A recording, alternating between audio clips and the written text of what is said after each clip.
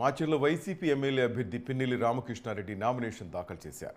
మాచర్లో YCP కార్యకర్తలతో భారీ rally నిర్వహించిన ఆయన నామినేషన్ పత్రాలను అందజేశారు. ఈ కార్యక్రమంలో ముఖ్య అతిథులుగా నర్సరావుపేట పార్లమెంట్ వైసీపీ అభ్యర్థి అనిల్ కుమార్ యాదవ్, బైరెడ్డి సిద్ధార్థ రెడ్డి పాల్గొన్నారు. ఎన్ని పార్టీలు కట్టుకట్టు వచ్చినా రాష్ట్రంలో జగన్ని ఓడించలేరని రామకృష్ణారెడ్డి ఈ సందర్భంగా అన్నారు.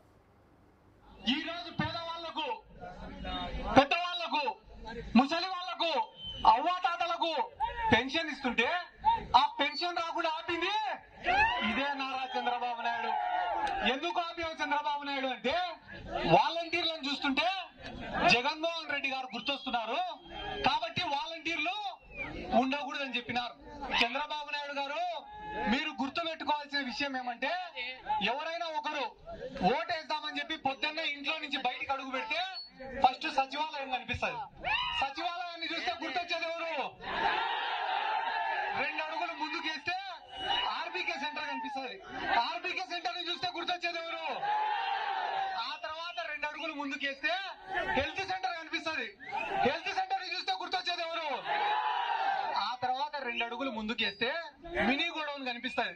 మినీ గోడౌన్ ని చూస్తే గుర్తొచ్చేది ఎవరు? ఆ తర్వాత 2 అడుగులు ముందుకేస్తే జగనన్న కాలనీలు కనిపిస్తాయి. జగనన్న కాలనీలను చూస్తే గుర్తొచ్చేది ఎవరు?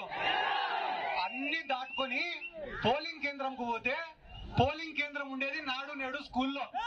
దాన్ని చూస్తే గుర్తొచ్చేది ఎవరు? అన్ని దాటుకొని పోలింగ్ బూతులకు పోతే పైన ఫ్యాన్ ఉంటుంది, కింద ఫ్యాన్ గుద్దుతారు. గడిచిన వారం 10 రోజుల నుంచి కూడా చూస్తా ఉన్నాం.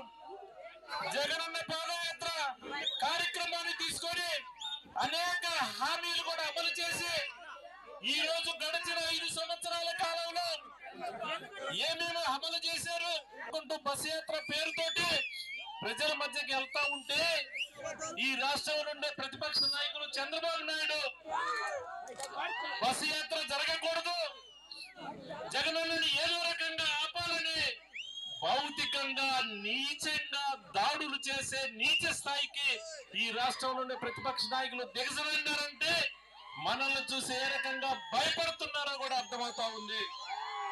ఎందుకంటే ఇచ్చిన మాట కోసం ఈ రాష్ట్రంలో ఉండే పేద వర్గాలు ఏవైతే ఉన్నారో ఎస్సీ, ఎస్టీ, బీసీ మైనారిటీల కోసం 5 సంవత్సరాలు కూడా జగనన్న హర్నిశలు కూడా పనిచేసే కార్యక్రమాన్ని తీసుకున్నాడని కూడా గుర్తు చేస్తా ఉన్నాను. ఎందుకంటే జగనన్న ముఖ్యమంత్రి బాధ్యతలు చేపట్టిన మొదటి రోజు చెప్పాడు, ఏ మీటింగ్ లో సరే నా ఎస్టీలు, నా ఎస్సీలు, నా బీసీలు, నా మైనారిటీలు అని చెప్తా ఉన్నారనంటే ప్రతి క్షణం మీకోసం నేనున్నాను. గడిచిన వారం